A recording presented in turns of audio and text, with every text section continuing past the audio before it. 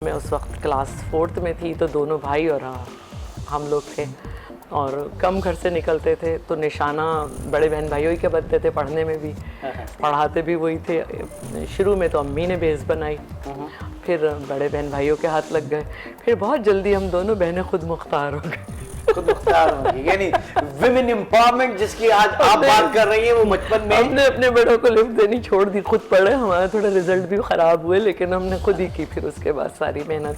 अच्छा, और you belongs to Urdu speaking family? बिल्कुल बिल्कुल। मेरे वालिदैन जो हैं अपने वालिदैन के साथ जो है वो ज़ाहिर है कि इंडिया से आए थे, मुजफ्फरनगर से। तो हम लोग यूपी से हैं, मुजफ्फरनगर से। और मेरे दादा जो थे वो हमारे साथ ही, मतलब रिश्तेदार थे हमारे नाना वालों के। तो ननियाल ददियाल जो है बहुत ज़्यादा, क्योंकि मैं पहली अपने घर की खातून हूँ, या कहूँ कि लड़की थी जिसकी घर से ख़ानदान से बाहर शादी हुई। और रिवायत चिकन, हाँ कह सकते हैं, हर हाल में कह सकते हैं। ठीक। तो वैसे जहाँ तक एजुकेशन का मामला है, मेरे नाना ख़ुद जो हैं वो डॉक्टर थे और खैरपुर में आकर उन्होंने रिहाइश इख्तियार की। लेजिस्लेटिव असेंबली के मेंबर भी थे और खैरपुर के पहले पाकिस्तान पीपल्स पार्टी के सदर भी थे 1968 में। और मेरे नाना ने सबको पढ़ाया। नाना ने सबको पढ़ाया। और मेरे दादा जो थे, उनके भाई 83 में उनकी डेथ हुई। तो वो जो थे वहाँ के डिस्ट्रिक्ट के चेयरमैन थे। और तो एक सियासत कहीं ना कहीं से, मतलब घुट्टी में कहीं ना कहीं से शामिल है। तो अच्छा, ये फरमाइए कि फिर स्टूडेंट जो पॉलिटिक्स होती है, तुलबा सियासत, वहाँ कैसे पहुँची? मेरे फादर बहुत ज़्यादा आइडियलाइज़ करते थे जुल्फ़कार अली भुट्टो को। और बहरहाल एक माहौल था, क्योंकि टीवी हमारे घर में नहीं था उस वक्त। और वो जो 7:30 बजे से सहर बिन तो ख़बरें और ये और वो। और मैं स्कूल में थी जब भुट्टो साहब को शहीद किया गया, तो मैंने अपने घर में बहुत अजीब सा समा देखा। मेरे वालिद को मैंने रोते हुए देखा। और फिर हम अपने घर में ये गुफ्तगू देखते थे कि जैसे मेरे वालिद हमेशा हम लोग को बच्चों की दुनिया, नौने हाल, जब इससे बड़े हुए तो हमने अपनी अम्मी के हाथ में ज़ेबुन्निसा, ख़वातीन, ये सब मैंने बहुत पढ़े। और फिर ज़रा थोड़े बड़े हुए तो एक क्वेश्चन ज़रूर होता था, आज का एडिटोरियल किस किस ने पढ़ा है। और जैसे ही मैं अखबार उठाती हूँ, मुझे कहीं से अपने अब्बा की आवाज़ आती है, एडिटोरियल किसने पढ़ा है। और यकीन करें, मैं जिस दिन एडिटोरियल पढ़ती हूँ, मेरी उस दिन बहुत ज़्यादा मेरे इजाफा होता है। जैसे अभी मैंने परसों ही एडिटोरियल पेज पढ़ा, तो उसमें जो कॉलम था वो इस पे था, आजकल जो टास्क फोर्स खेला जा रहा है, और उससे मुझे बहुत इजाफा हुआ। इसी तरह पिछले दिनों मैंने सारा बजट में अगर स्पीच करना चाहती हूँ, तो कोई भी बजट आपका इतने ज़्यादा आप स्पीच करती हैं, आप चीर फाड़ कर देती हैं। फेडरल बजट, आपकी बजट स्पीच हमने देखी, फेडरल बजट से रिलेट करता है आपका, क्योंकि आप 80% फाइनेंशियली जो हैं वो डिपेंड करते हैं। तो कैसे मुमकिन है? तो मैं जब बजट जैसे ही आता है, मैं बजट से एक दिन पहले यही जो है इकोनॉमिक सर्वे जो होता है वो पूरे सारे एक तरफ रखना शुरू कर देता हूं। तो ये मेरे वालिद का दिया हुआ है, लेकिन मैंने ये इतना नहीं लिया जितने मेरे बड़े भाई माशाल्लाह। उससे कोई बात पूछे, मेरे वालिद से कोई बात पूछे, वो पूरी हिस्ट्री देते थे। मेरा भाई बिल्कुल इसी तरह है, मैं उस लिहाज से, या मेरे हस्बैंड मुझे इसी कबील के लोग मिले आ जाते हैं, गुलाम कादिर साहब की तरफ किया जाता है। मैं उस तरह नहीं। लेकिन आपने जब बात हो रही थी पॉलिटिकल स्टूडेंट पॉलिटिक्स में, पीएसएफ का आपने इंतखाब किया, बड़ा कड़ा वक्त था वो। बहुत ज़्यादा। और मैं जब अपने चारों तरफ नज़र डालती हूँ, तो जाहिर है कि तो मुझे समझ नहीं आता कि मैंने ऐसा क्यों किया, और मेरे क्या जर्म्स थे कि मैं आज तक फिर वही हूँ। तो आजकल मैं देखती हूँ कि कामयाब शख्स जो है उसको शर्म भी नहीं आती है जो आजकल दुनिया की नज़र में कामयाब है, वो हर कैबिनेट में रहे हैं बहुत सारे लोग। और मैं तो लोअर मिडिल क्लास से ताल्लुक़ रखती थी, मेरी एज बहुत कम थी, 18 प्लस तो कोई एज नहीं होती। लेकिन शायद मेरे घर का अगर ये माहौल ना होता तो मैं पॉलिटिक्स ही न करती, लेकिन मैंने पीएसएफ ज्वाइन की। घर का माहौल बड़ा पढ़ा लिखा, ठीक सियासी सूझबूझ वाला, और भुट्टोइज्म आपके जहन में रचा बसा, पॉलिटिकल स्टूडेंट पॉलिटिक्स इससे ज्यादा मुश्किल वक्त में एक मर्डर भी कर दिया आपने, कत्ल भी कर दिया, इससे ज्यादा मुश्किल वक्त किसी पॉलिटिकल पार्टी पे नहीं गुजरा जो पीपल्स पार्टी पे था और जिस वक्त मैंने ज्वाइन किया। बिल्कुल जाहिर है कि वो एक आमिर का दौर था। बिल्कुल। और उस वक्त तो ये वो कत्ल किसको कर दिया था? देखिए यही हुआ करता था और आज भी हो रहा है। आज भी हो रहा है। आज पैसों की चोरी पे मुकदमे बन रहे हैं। आज भी हो रहा है। पैसे बेची भी जा रही नहीं, अब तो मुस्तकिल आप देखें कि ये हो रहा है, जो मुकदमे खत्म भी हो जाते हैं वो फिर शुरू हो जाते हैं, और सिंध में तो पहले अरेस्ट होता है, फिर समझा जाता है क्या करें 50 दिन इसमें गुजर जाते हैं। अच्छा, सिंध में ऐसा होता है? सिंध में बहुत ओके, बिल्कुल है। तो बहरहाल ये बहुत ही एक तकलीफ की बात थी कि एक मिडिल क्लास फैमिली से ताल्लुक़ रखने वाली लड़की को रात को 3 बजे आके घर से अरेस्ट किया जाए। और उसके बाद ये कत्ल की वारदात। एक छोटे से ब्रेक की कॉल है, ब्रेक ले लेते हैं, फिर जरा उसको रिकॉल करते हैं कि कैसे आपने किया, क्यों फ्रेम किया गया और जान बख्शी कैसी हुई। नाज़रीन, शैला रज़ा इस वक्त हमारे साथ मौजूद है। एक छोटे से ब्रेक के बाद दोबारा।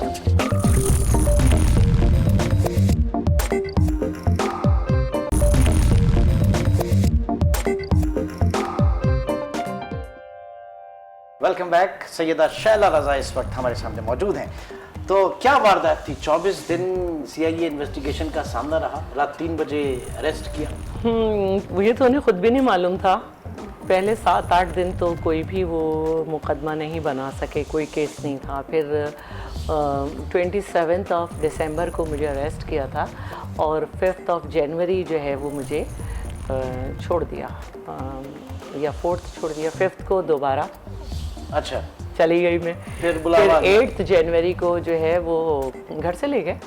8 जनवरी को जो है मुझे पता चला कि मैं डबल मर्डर केस में मैं, माशाल्लाह, एक भी नहीं, 2 डबल ओके। तो डबल मर्डर केस में। अच्छा, अब ये हमारी यूनिवर्सिटी में के एम्प्लॉय का केस था और जब ये हुआ था तो हम इत्तेफाक से, जी हम उस वक्त स्टूडेंट भी थे। अच्छा, और उसमें मुझे फिक्स किया गया। फिर उसके बाद वेपन सप्लाई,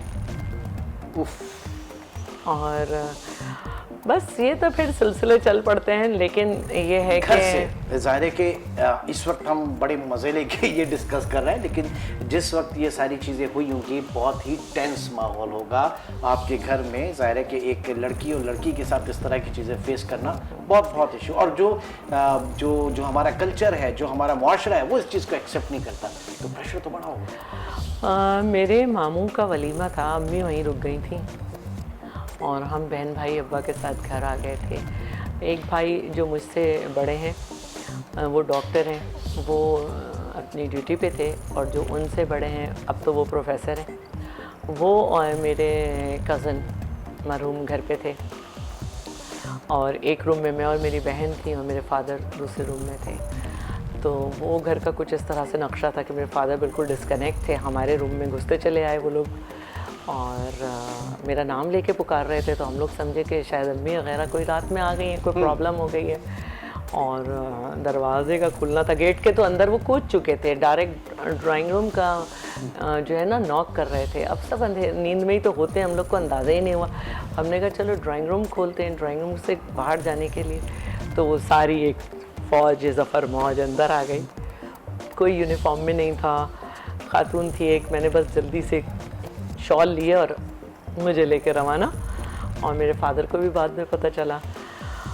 अब मेरी अम्मी जो है उनको सुबह लाया गया और उनको बताया कि ऐसे ऐसे हो गया। मेरी अम्मी तो बेहोश हो गई थी और मेरे वालिद को और मेरे वालदा को समझ में नहीं आ रहा था कि कातिल के साथ हम रह कैसे रहे। नहीं, उनको ये समझ में नहीं आ रहा था कि क्या हम अपने रिश्तेदारों से शेयर करें या नहीं।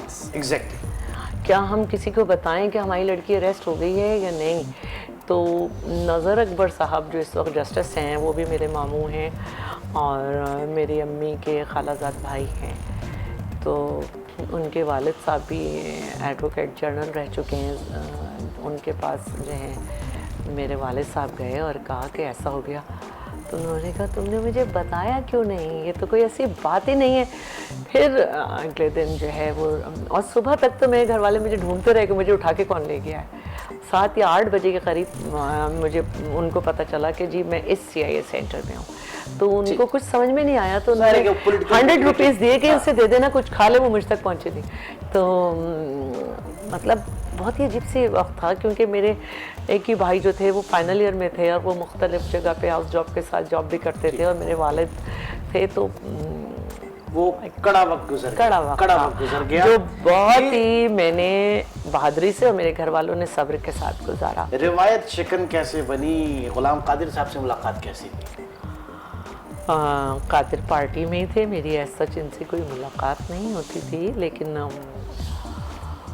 नजीब को जब शहीद किया गया तो मुख्तलिफ हमारे यहाँ से PSF के प्लेटफॉर्म से भी ख़बरें हो रही थी, तो वो उन्होंने कहा कि ये तो सही ख़बर नहीं हो रही है, कोई सही ख़बर करे। तो जैसे अभी आप आए थे और मैं काम कर रही थी और मैंने लिखा हुआ स्क्रिप्ट हटा दिया था, तो मैंने कहा इसको तो ऐसे ऐसे ऐसे लिखा जा सकता है। तो उन्होंने कहा प्लीज़ आप कलम उठाएं, लिख दें। फिर कभी कभी फ़ोन पे बात हो जाती थी, और फिर मेरी हेयरिंग पे ये लोग हुआ करते थे। फिर जब मैं रिलीज़ होकर आई तो कादिर ने मुझे प्रपोज़ किया, तो मैंने कहा हाँ ठीक है। तो फिर मैंने अपने फादर से बात की, तो ये एक बहुत सख्त फ़ैसला था, लेकिन मैंने कहा कि मेरे वालिद को भी ख़ानदान में उनका नाम मोहसिन था, तो लोग कहते थे कि मोहसिन की अपनी मंतक़ें हैं और बड़ा मंतकी आदमी है, अपने हिसाब से चलता है। तो कोई चीज़ आप में आई? तो मेरे वालिद ने मुझे पूरा सुना। उन्होंने कहा ठीक है, मुझे ये बात अंडरस्टैंड नहीं हो रही है, लेकिन अगर तुम ये समझ रही हो तो ये सोच के करना कि मैंने तुम्हें इतना पढ़ा लिखा दिया है कि तुम अपने मसले ख़ुद हल कर सकती हो, ये ना हो कि कल बार बार मेरे घर मसले लेकर आओ। लेकिन अगर तुम्हारे कैरेक्टर पे कोई मसला आए या तुम पे किसी वक्त कोई हाथ उठाया जाए तो बर्दाश्त नहीं करना। अरे वाह!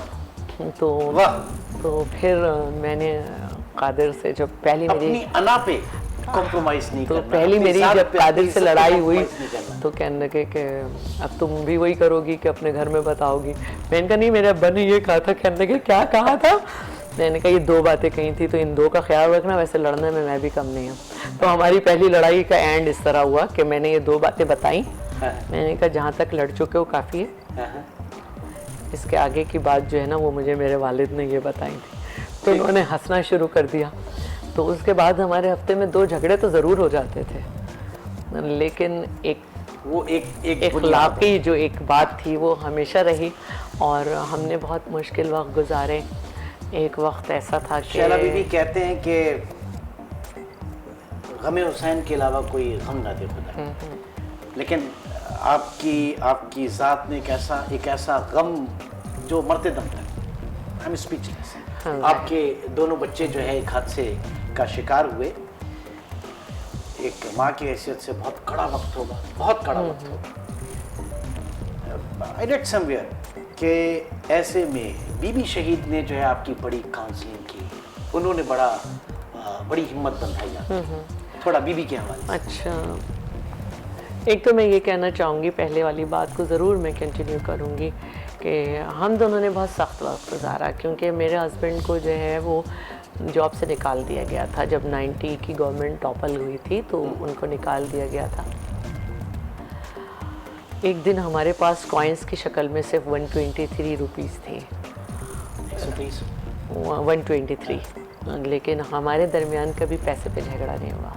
हमारे दरमियान कभी इस पे झगड़ा नहीं हुआ कि तुम कहाँ पे थी, किसके साथ थी, क्या था, क्योंकि कादिर को मुझ पे बहुत एतमाद है और हमने हर किस्म का वक्त देखा। इसी वजह से हमने अपने गम के वक्त भी साथ गुजार दिया, क्योंकि हमने बहुत सारी खुशियाँ जो थी वो कशीद की थी बहुत सारे मुश्किल वक्त से।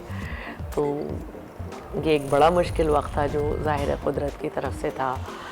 तो बीबी साहिबा का मुझे आज तक फ़ोन याद है कि उन्होंने मुझे फ़ोन किया और कहा कि ये दुनिया बहुत तकलीफ़ की जगह है, आपके बच्चे बहुत अच्छी जगह चले गए।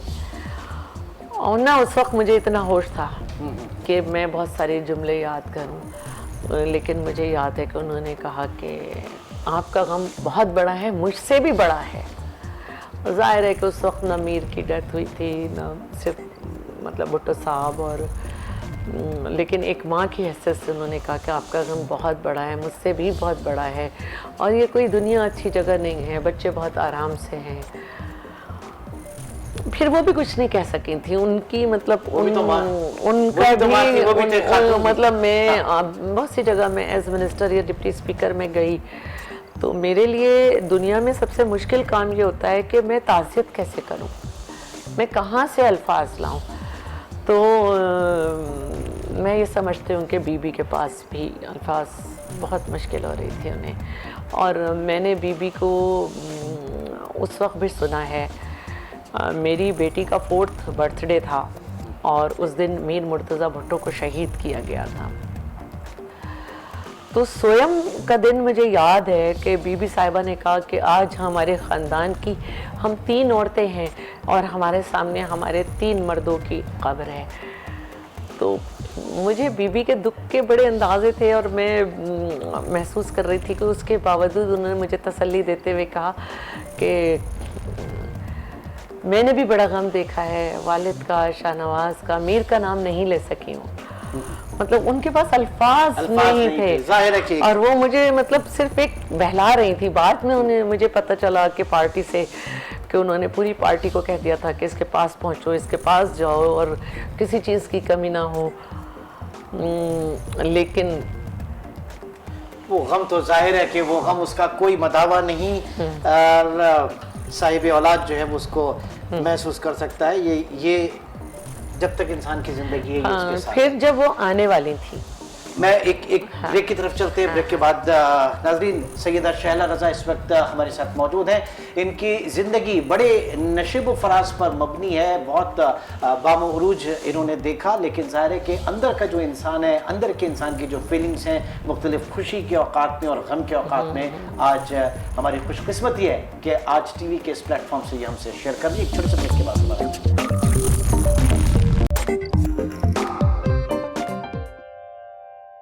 वेलकम बैक जी। फिर इंटरनेट पे हमारा एक राब्ता रहता था।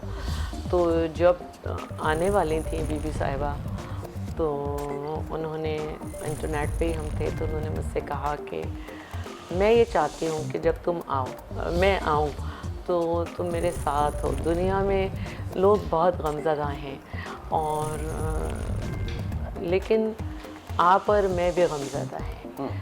या तो हम ऐसे हो जाएं कि हम इन गमज़दा लोगों में शामिल हो जाएं और लोग हमारा हाथ पकड़ें, लेकिन मैं मेरे साथ उन लोगों का हाथ पकड़ें जो अपने गम से निकल नहीं पाते। और मेरे बच्चों के हादसे के बाद मेरी एक मेजर सर्जरी हुई थी, क्योंकि उस गाड़ी में मैं भी थी और मुझे जो है L4 L5 की सर्जरी हुई थी। तो और मुझे जो है वो मुस्तकिल रेस्ट कहा गया था। और अभी भी अगर मैं जब डॉक्टर के पास जाती हूँ तो कभी मेरी नेक अकड़ी भी होती है, कभी मेरी बैक, और फिर मेरी फिजियोथेरेपी होती है। तो मुझे इतना बैठने को नहीं कहा गया, लेकिन एक जज्बा है, एक आवाज़ है। तो आपने देखा होगा मैंने 8-8 घंटे हाउस भी चलाया है, सफ़र भी करती हूँ, और मुझे कहीं ना कहीं से आवाज़ आती है कि हमने उन लोगों का हाथ पकड़ना है जो अपने गम से उठ नहीं सकते। ठीक है। तो ये बहुत बड़ी बात थी जिसने आपको उस मेंटल जो ट्रॉमा की जो स्टेट, जब बीबी साहिबा आई हैं तो अब मैं बहुत हौसले से जाना चाहूँगी था। मैंने अपने बच्चों के बाद से शॉपिंग नहीं की थी, लेकिन बीबी ने इसरार किया नहीं। जब वो आई तो मुझ में ये जज्बा था। उस ज़माने में मेरी जो ड्रेसिंग होती थी, मैंने जीन्स भी ली, जॉगर्स भी लिए, और कि एक पूरा कॉन्वॉय चलेगा तो मेरी क्या ड्रेसिंग होनी चाहिए। और अजरक की कुर्ती भी खुद सी। और ठीक, ये पहली मेरी शॉपिंग थी। ये पहली शॉपिंग थी। ज़ाहिर है कि इसके पीछे बीबी की जो शख्सियत है, जो उनकी काउंसलिंग, जो मेरा एक जज्बा एक निकला, वरना कोई ज़िंदगी नहीं थी उसके आगे, उसके उस गम के बाद कोई ज़िंदगी नहीं होती किसी भी माँ बाप के लिए। बीबी का अपना जाना, बीबी की अपनी शहादत, बीबी का अपना जाना,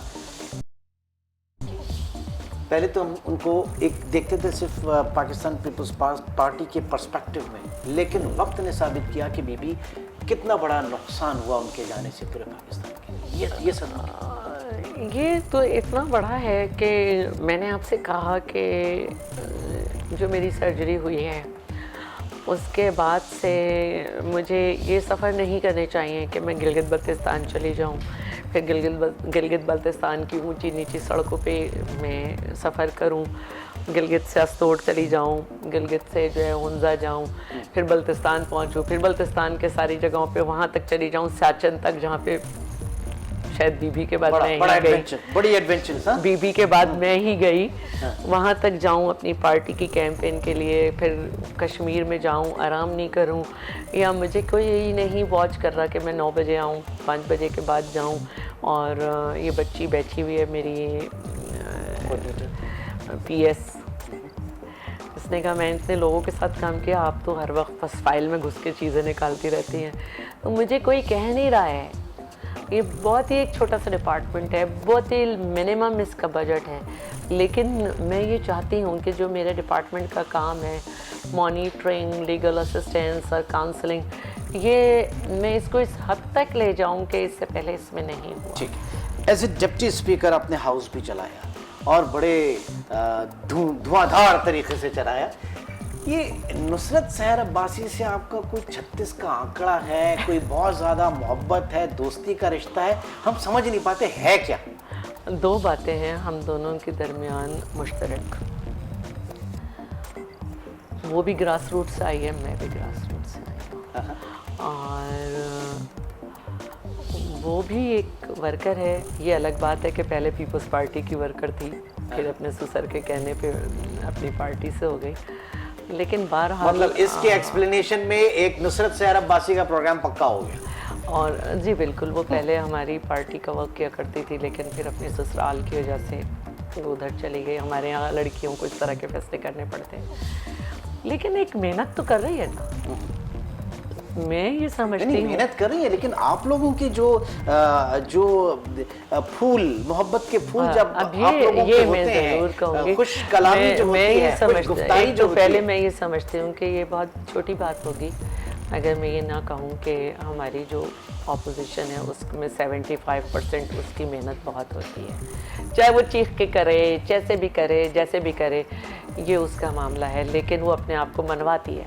अब रही बात, देखें, बात यह है कि एक रूल्स ऑफ प्रोसीजर है, और जब हम MPA ही होते हैं ना, जब हम डिप्टी स्पीकर का एक इजाफी एडिशनल ओथ लेते हैं चार्ज के साथ, चार्ज से पहले हमने ओथ लेना है, तो अब रूल्स ऑफ प्रोसीजर जो है मुझे उसके अकॉर्डिंग जाना है। अब हमारी ऑपोजिशन का ये मसला है और सब जगह कि उनको ये पसंद नहीं होता कि जो कुछ वो चाह रहे हैं उसको हम करें। नहीं तो क्या हाउस एडजर्न होने के बाद एक दूसरे से सलाम दो होती है या बिल्कुल नहीं, मशरिक मगरिब दोस्ती है, बिल्कुल दोस्ती है। मैं ये कह सकती हूँ कि हमारा ब्यूटिशियन एक है और मैंने उससे कहा है कि उधर जाओ। अच्छा। और इसके अलावा हम अगर किसी जगह हो, कराची से बाहर, हम साथ शॉपिंग करते हैं, और इसके अलावा अपने बच्चों की वो बात मुझसे कर लेती है, हम रिवायती फैशन की भी बातें करते हैं, हम बहुत कह सकते हैं पॉलिटिकल हार्मनी है, हम बहुत सारी बातें वो करते हैं जो कि कोई सोच भी नहीं सकता कि हम एज वुमेन और एज पॉलिटिकल वर्कर जो हमें बहुत सारी बातें शेयर करनी चाहिए, हम वो भी शेयर कर जाते हैं। ठीक। और ये सिर्फ उसी से नहीं, MQM में हमारी बड़ी अच्छी ख़वातीन रही हैं, नाइला और नाहिद। नाइला तो मेरे साथ यूनिवर्सिटी में भी थी, हमने वो ताल्लुक़ कभी नहीं तोड़ा, और नाहिद से भी हम अपनी घरेलू बातें भी करते थे। और अब हम बिल्कुल जब एंड में थे तो PTI की सीमा ज़िया से भी एक हमारा लेवल ऑफ अंडरस्टैंडिंग डेवलप हो गया। और मैं अभी भी जब हम विमेन कॉकस बनाने जा रहे थे, राना MQM की बहुत अच्छी खातून है, उसने बहुत जल्दी बहुत सारा पार्लियामेंट्री जो एक वर्क है वो उसको अंडरस्टैंड किया। हीर है ठीक। तो अच्छा, अब इस वक्त आप जो डिपार्टमेंट देख रही हैं, थोड़ा सा ज़रा उसके बारे में भी, क्या आगे आपका विजन क्या है? देखिए, हमारे डिपार्टमेंट का काम ये है कि हमारी जो वर्नरेबल ख़वातीन हैं उनको जो है हमने सबसे पहले तो उनको सेव करना है, उनकी लीगल असिस्टेंस देनी है, उनकी बात को सुनना है। हमने हर वो जगह जहाँ पे हमारी ख़वातीन हैं, अब तो हर इदारे में हैं, वहाँ की मॉनिटरिंग करनी है कि हमारे वुमेन राइट्स जो हैं वो कहीं वायलेट तो नहीं हो रहे। जो हमारी वर्किंग प्लेसेस हैं वहाँ पे ख़वातीन को जो इनके लेबर डिपार्टमेंट के रूल्स हैं उसके हिसाब से फैसिलिटेट किया जा रहा है या नहीं। इसके अलावा वुमेन इकनॉमिक एम्पावरमेंट भी हमको करनी है, उसके लिए मुख्तलिफ प्रोग्राम्स हैं हमारी गवर्नमेंट के, वो हमारे डिपार्टमेंट के थ्रू हैं, उनकी भी मॉनिटरिंग हम कर रहे हैं, जबकि उसमें इन्वॉल्व हैं बहुत सारे लोग। तो काम तो हमारा बहुत ज़्यादा है। ठीक है, लेकिन अल्लाह ताला आपको जिला बख्शे, आपको हिम्मत दे कि जो जिम्मेदारियां आपने ली हैं वो आगे तक चले। और जाहिर है कि जो एक पॉलिटिकल कल्चर है पाकिस्तान में, वो आप जैसे लोगों से जो ग्रास रूट से ऊपर आए हैं वो आके सर्व करें, और जो जितने भी अपनी अपनी कैपेसिटी में जितना डिलीवर कर सकते हैं पाकिस्तान में, चाहे वो अपोजिशन में हो या हुकूमत में हो, जिम्मेदारी है।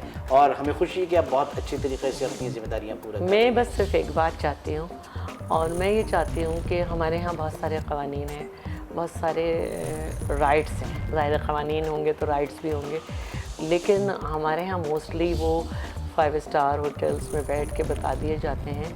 मेरी ख्वाहिश ये होगी कि 5 ईयर्स में ग्रास रूट पे जाके अवेयरनेस दूँ, और ये मेरा मिशन है। बहुत शुक्रिया जी शैला रज़ा साहबा, आप इस वक्त हमारे साथ मौजूद थी। नाज़रीन, कुछ माजी के झरोकों में झांकने की कोशिश की, कुछ औराक जो हैं हमने समेटे इस वक्त शैला रज़ा की ज़िंदगी के, और पता ये चला कि एक बहुत मेहनती, जफाकश और एक अच्छे पॉलिटिकल बैकग्राउंड से एक ऐसी लड़की जो कि उस ज़माने में जिसने अपनी पॉलिटिकल करियर को शुरू किया कि जब कोई सोच भी नहीं सकता था, बीच में कुछ अरसे के लिए मकतूला भी रही।